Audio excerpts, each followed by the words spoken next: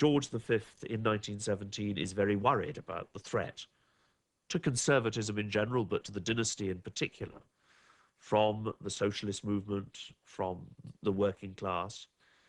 He doesn't want his dynasty to be associated with the hated Romanovs, let alone the hated and fallen Romanovs.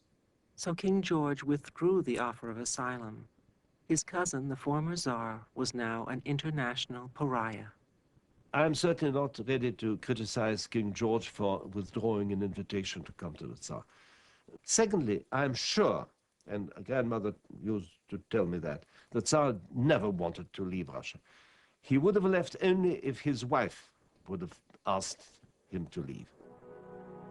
But there is no record of such a request from Alexandra. For the time being, the family stayed at Tsarskoye Selo.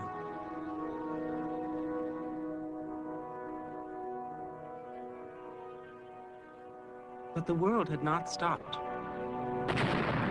Russia was still at war with Germany, but the Germans had a secret weapon, the banned radical Vladimir Lenin, whom they now sent back to Russia on a sealed train.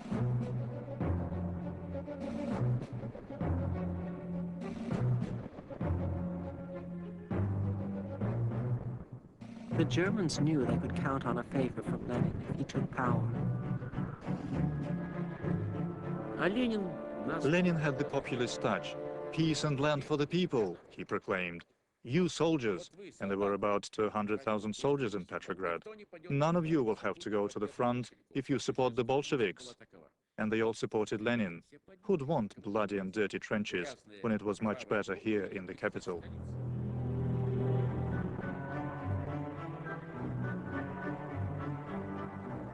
Lenin's true hour of glory was still to come. First, he had to tackle Kerensky, who was becoming a leader of the new provisional government.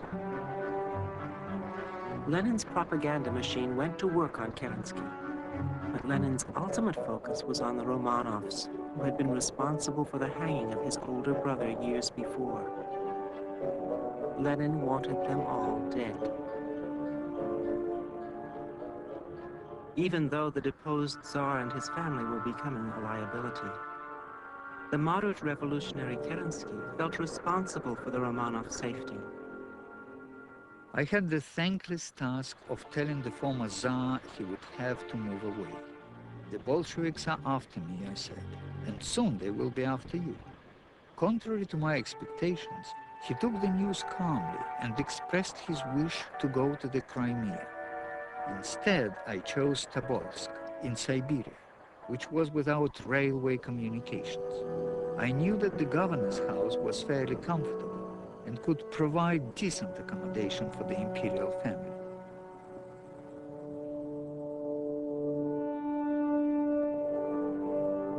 As the sun rose on August the 14th, the moment came for the once imperial family, with their many trunks and cases, and at least 24 members of the Tsarist household, to leave.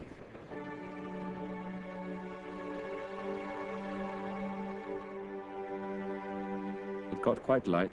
We drank tea, and finally at 5:15, Kerensky said we could go. The sunrise that saw us off was beautiful. We left Tsarskoye Selo at 6:10 in the morning.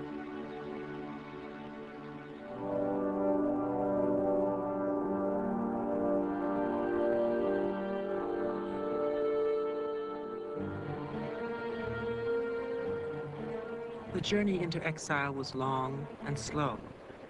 4 days in a train, 2 more on a paddle steamer. On the evening of the 20th of August, they finally reached Tobolsk. Nicholas had once visited the Kremlin here a quarter of a century before. He had stayed in the governor's house, and it was in this very house, renamed Freedom House since the Revolution, that the Romanov family were now to be prisoners. By the late fall of 1917, Lenin and his Bolsheviks were poised to seize power.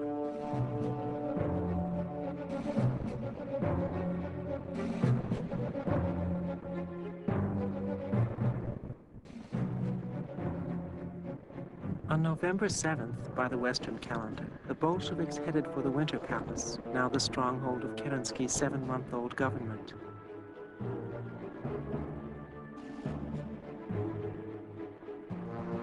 It is one of Soviet history's most legendary moments. The location is genuine enough, but the film's depiction of the famous storming is remembered differently by some.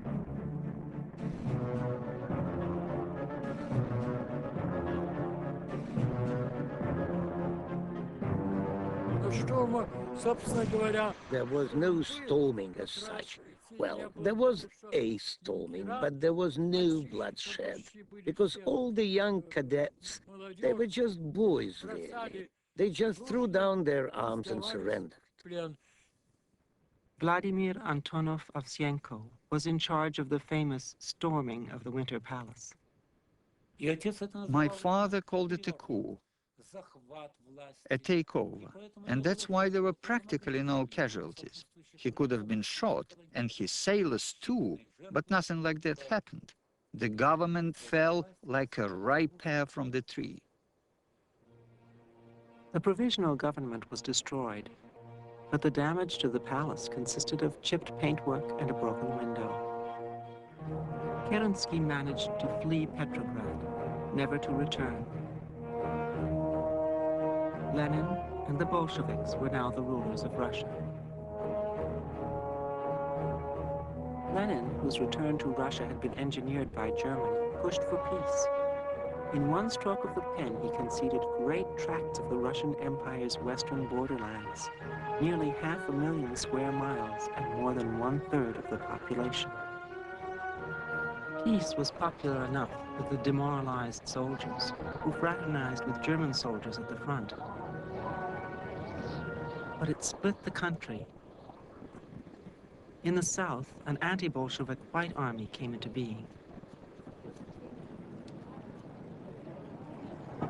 It was immediately countered by a Bolshevik Red Army. A civil war was brewing, in which the Bolsheviks' main weapon was coercion, the Red Terror. In Tobolsk, Nicholas eventually heard of the disintegration of his Russia